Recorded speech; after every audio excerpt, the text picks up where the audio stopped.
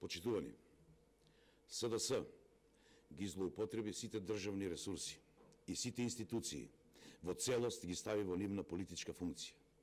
Во текот на изборната кампања, министрите, наместо да работат за доброто на граѓаните, одеа и брутално нудеа се и сешто за потребите на СДС.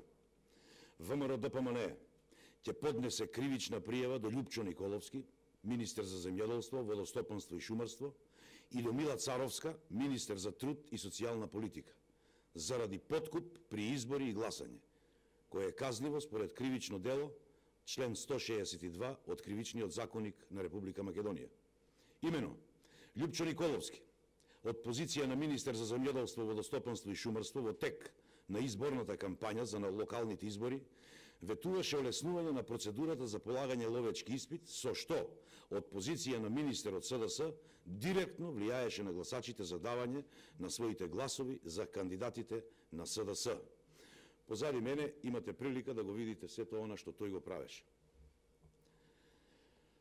Мила Царовска, од позиција на министер за труд и социјални работи, во тек на изборната кампања ветуваше зголемување на минималната плата и зголемување од 2% за вработените во градинките, кои се под директна ингеренција на Министерството за труд и социјална политика и единиците за локална самоуправа, со цел предизборна манипулација на гласачите и со свесност дека истото ќе влијае на изборот на гласачите на денот на изборите. Дозволете да погледнеме дел од пресконференцијата во продолжение на ова соопштение.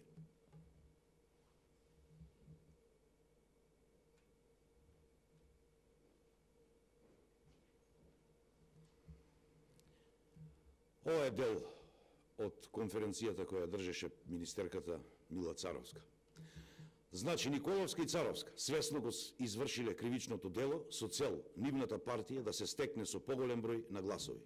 Николовски и Царовска ја свесно злоупотребиле позицијата на први луѓе во министерствата за да им помогнат на нивните кандидати за советници и за градоначалници.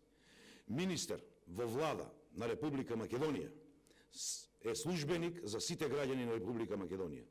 Но наместо тоа, министрите од СДС во тек на локалните избори одеа по партиски собири и ветуваа работи кои не зависат од локалната власт, туку од централната.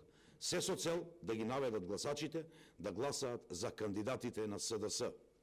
СДС ја избрише границата помеѓу државата и помеѓу партијата и сите државни ресурси ги стави во погон на партијата. СДС, злоупотребувајќи ја државата, изврши тежок изборен фалсификат и влијаеше на волјата на граѓаните. Граѓаните беа исплашени, беа измамени, уценети и подкупени. Граѓаните беа предмет на систематски изборен инженеринг од страна на власта со помош на криминални начини и на методи.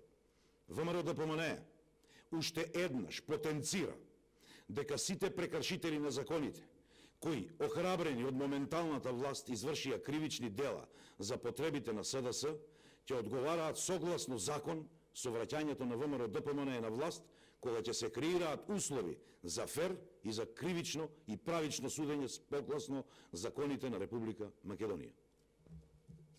Ви благодарам.